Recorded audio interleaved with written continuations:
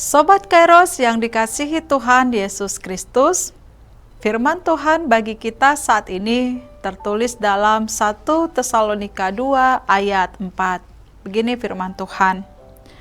Sebaliknya, karena Allah telah menganggap kami layak untuk mempercayakan Injil kepada kami, karena itulah kami berbicara, bukan untuk menyukakan manusia, melainkan untuk menyukakan Allah yang menguji hati kita. Demikian firman Tuhan. Sobat Kairos yang dikasihi Tuhan Yesus Kristus, Paulus di tengah pelayanannya untuk memberitakan Injil, ia dengan berani dan setia, walaupun ia harus menghadapi orang-orang yang menentang pekabaran Injil.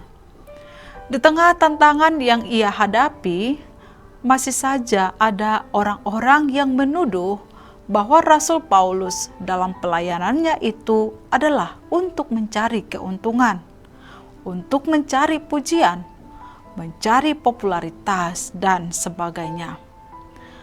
Dalam renungan ini, Rasul Paulus mengingatkan orang-orang Tesalonika tentang cara dia memberitakan Injil di antara mereka.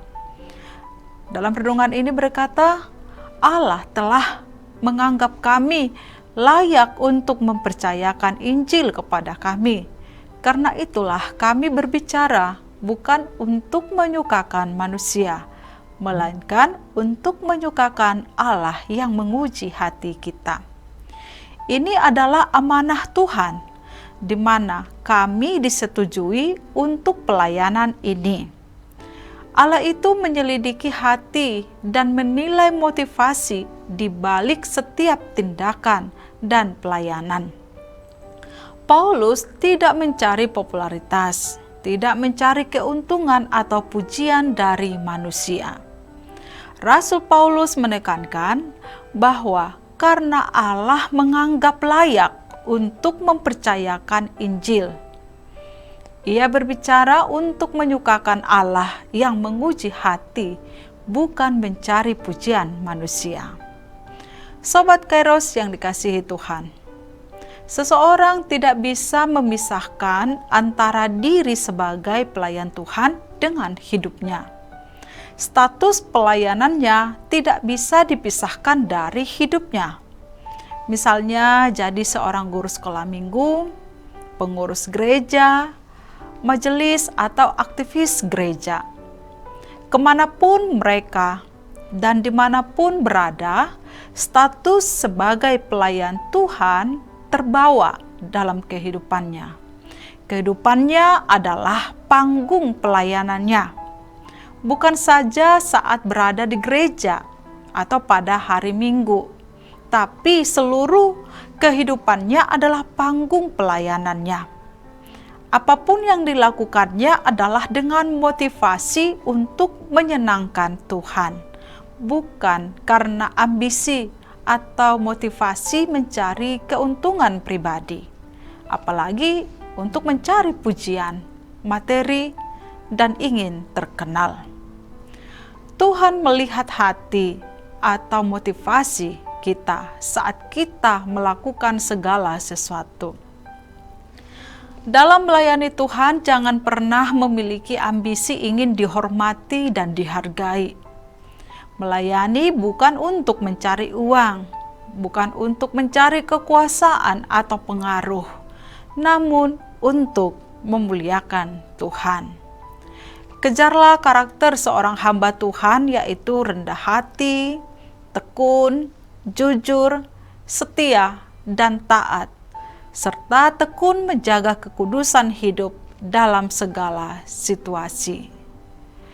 Melayani bukan hanya di gereja atau menjadi aktivis gereja. Dalam setiap aktivitas dan dimanapun kita berada, seluruh hidup dan pekerjaan kita dapat menjadi wujud pengabdian kepada Tuhan. Apapun yang diperbuat, lakukanlah dengan segenap hati, seperti untuk Tuhan dan bukan untuk manusia. Tuhan Tuhan melihat hati dan motivasi kita. Apakah sungguh-sungguh untuk memuliakan Tuhan atau tidak? Allah mempercayakan kepada kita tugas dan tanggung jawab untuk kita lakukan. Dia jugalah yang melayakkan dan memampukan kita untuk melakukannya. Yang dituntut dari kita adalah integritas dan motivasi hati yang benar di hadapan Tuhan. Selagi ada waktu dan kesempatan, layanilah Tuhan sepenuh hati dan berilah yang terbaik bagi Dia. Percayalah, Ia tidak pernah kekurangan cara untuk memberkati orang-orang yang setia melayaninya. Setiap jerih lelah, pengorbanan, dan harga yang telah kita bayar untuk melayani Tuhan, tak satu pun yang terlewatkan dan tak dicatat oleh Tuhan. Pelayanan itu bukanlah beban, melainkan suatu hal yang mulia yang tak ternilai harganya. Amin. Selamat beraktivitas Sobat Kairos. Tuhan memberkati. Shalom.